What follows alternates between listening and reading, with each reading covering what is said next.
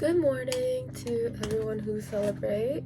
The sun is out and my eyes are more Asian than usual because of it. So just let's excuse that. And also I'm puffy because I just woke up. But let's just pretend that I look fabulous and amazing and nonchalant and mysterious. Yeah, okay. I've been waking up so early recently. Like, what time is it right now? Okay, well, it's 9:30, but I did wake up around like 8, and it would take everything in me to wake up at 8 when I used to go to school. High school. I was so sleep deprived in high school. I remember chugging like 3 monsters like daily. One at lunch for school, one after lunch. One at lunch, one after school when I was making my way downtown. Downtown to go to my art studio, and at the art studio I would also chug another one. And that was kind of that just says everything about that era for me. Oh my god, I would literally fall asleep like that in art studio because I was already so sleep deprived. Because how it worked for me was wake up, go to school, immediately bus downtown, 40-minute bus ride, and then stay there for 4 hours. It starts at 4. Stay there for 4 hours, SkyTrain back home, and so by the time I get home it's like 9-ish, and then I'm still in high school. When the fuck am I gonna study? It's gonna be at night, and I already stay up pretty late. But I think it's different when you want to stay up versus like you have to stay up. That goes for waking up as well. Like if I open my eyes and it's like 7, I might just get out of bed right away. But if it was like a school day and I didn't want to get up at 7, but like the alarm rang so I have to, that's a lot worse, I think. Because it's kind of like when your mom tells you to do the dishes and you're already gonna do the dishes, but like she said it, so now you don't really want to do it because why are you making me do this? Why are you making me wake up when I don't want to? If I wanted to, it'd be fine, but I don't want to. Does that make sense? Yeah, just got verbally abused in art studio because my teacher was a giant asshole and a man with a very fragile ego, like the smallest ego I've ever seen in my life. He would always like complain to us about like his financial issues, like, guys, like I'm so broke. Buys a Tesla. Buys a Tesla, like the big one, not the Cybertruck, but like a big one. And just like he was like, I'm so stressed about financials, like I'm so stressed about whatever.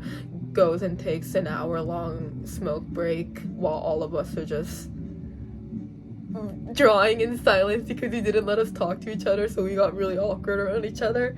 The only time we would talk was like, oh, can I borrow like a pencil? Not even that. Like that was a rare occurrence. That would happen maybe once every 2 months. Someone would be like, can I have a pencil? And I'd be like, yeah, sure. We would talk to the teachers though, like not teachers, but like part-time people who worked there, like university students. They were all so fun. They made me actually like want to go to class because they would always like help me out. We would kind of chat about my day. I would tell them about my exes and like my boyfriends and stuff, and it was just like a fun time. But he fired my favorite girl, and that was really sad. That was so sad. Like I heard her basically the studio was literally just like a square and then like a little bit of like barrier, but like not even that. Like it was just like open, and then there would be his office, here would be us working, and then here's the washroom, right? So if you really have to fucking piss, but your teacher is yelling at one of the students in the office, that is so awkward to just like be like, hey, I just have to like shit real quick. Like why was that like a thing of him like, if it was really bad he would pull you outside and just like yell at you outside, but like everyone can hear because the door is made out of like plywood. I don't even know what plywood is, but like a really thin, dinky little door. Oh my god, it smelled so bad in there too. It smells so bad. I don't think that place has ever been vacuumed, like ever. And the floors are dusty, everything is dusty. Old ass building that he's like, oh my god, the rent is so high, like I don't know if I'm gonna afford it. Bitch, you're the teacher. I don't know. I'm literally supplying you with money.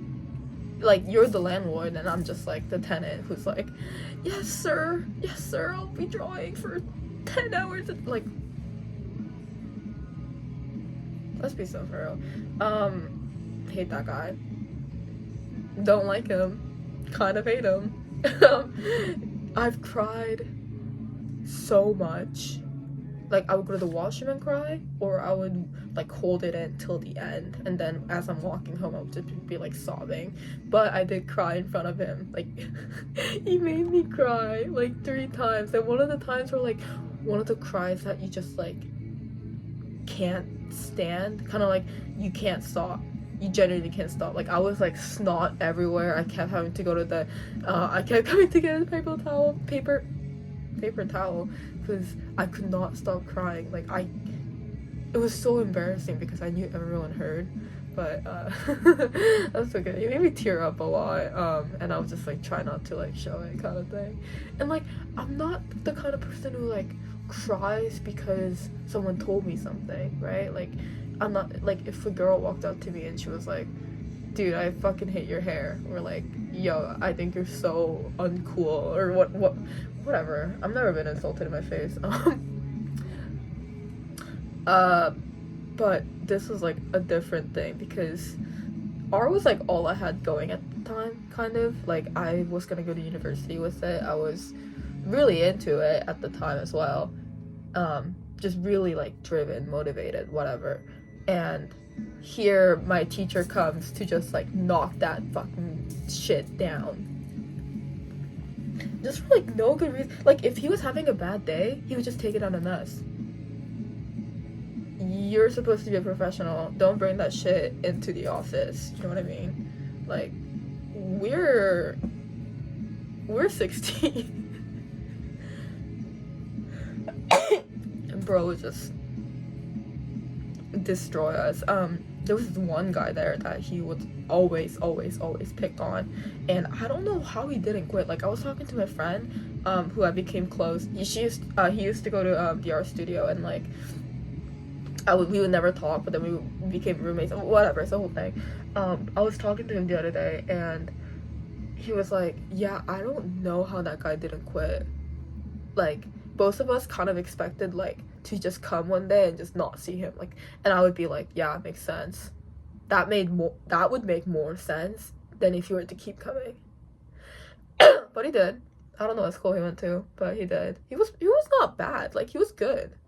He was good at drawing. I'm sure he got into a lot of schools, but my teacher would just like pick on him like intentionally, just like shit that like he can't even like. He like, you're doing too slow, or like, oh, you idiot, like, why don't you just go get this, or like, why don't you just do that? Like, just really nitpicky. I think he just kept him around so he can like boost his ego a little bit, kind of assert dominance on us like 16-year-olds. I don't know what that would accomplish for him, but. And he was saying like, oh, like, all these kids, I send them to school, like, I work my ass off. You worked your ass off, bitch. You spent more time smoking outside than you did teaching me. He would literally, what he would do is like, if I were to learn a new medium, right, if I were to like do watercolor, for example, and I've never done watercolor like to that degree, he would just be like, okay, you gotta watch really carefully. Shows like a little demonstration. Okay, now you do it. And if you screw up one time, I'm gonna yell at you in front of the whole fucking class. Oh my god. And he would always be like, we don't have time. And then like, I would be done with an artwork and he's like, it's not done until I say it's done. And then I would spend 2 more days working on it, which is like 8 hours. And I wouldn't even know what to fix. He would just be like, it's not done. Bitch, how can I make it done? You're not even telling me. I would just be like adding on brush strokes to the already existing brush stroke, because I was like, well, I can't be doing nothing. He's gonna like be like, what are you not working? But like I wasn't really working, you know what I mean? Like I was just bullshitting for 8 hours straight, which is valuable time that I could have used to actually really practice watercolor, but I don't know. I guess that was just too hard for him. How did I get started talking about that?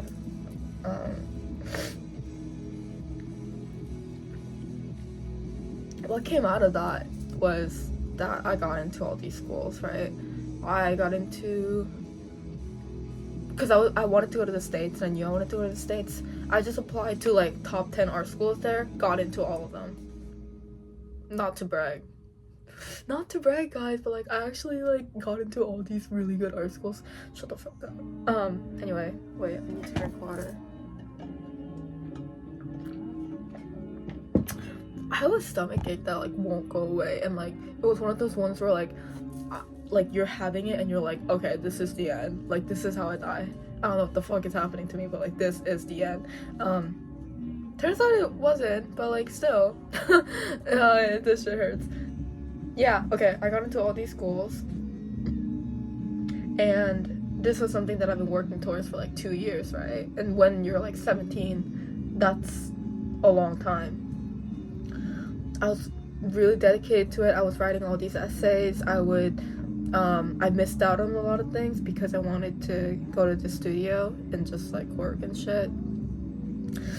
And I thought that that would make me like so happy. Like that moment where I like get my acceptance was what I've been working towards for 2 years. Like I would just like, if I ever wanted to quit, I would always kind of remind myself like, hey, but do you know how good it would feel if you got into all these schools?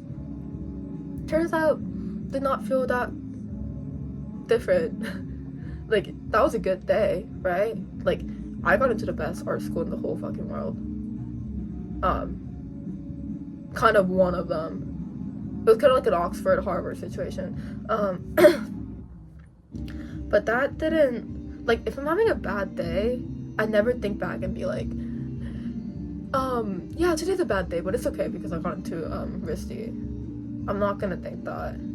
That's kind of really hard for me, and it made me realize like, wow, nothing is gonna make me happy like forever.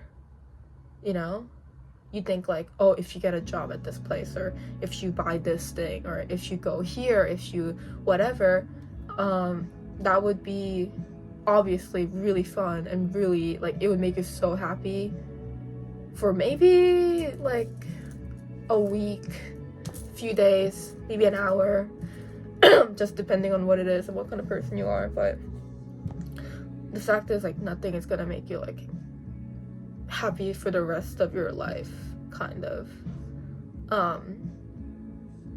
It's a everyday thing, I think. Happiness, it's like, how can I make today a good day, and the next day a good day?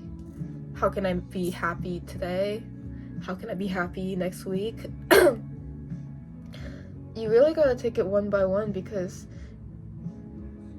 you know, if you're having a bad day, if you're not happy that day, that's just gonna build up, and then you're gonna look back at you that time and be like, holy shit, I was not happy.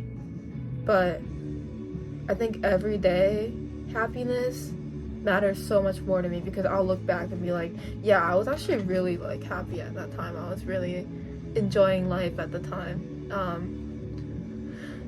That's what I think. That's why I don't really want to like succeed per se, because after you succeed, then what? You still have to keep on succeeding. You know what I mean? You can't just like be like, okay, this is it, I've succeeded, now I'm gonna be happy for the rest of my life. Like, prioritizing what makes you happy, prioritizing happiness daily, is what matters most, I think, as an 18-year-old who hasn't really lived life. That's what I think. Maybe I'm just talking out of my ass and some like corporate girly is gonna be like, you're unemployed and not dropped out, medical leave. You're unemployed and dropped out, like who are you to talk? And sorry, that's just what I think, that's what I live by. Thanks for listening to my rant this morning. Have a beautiful, happy day. Bye.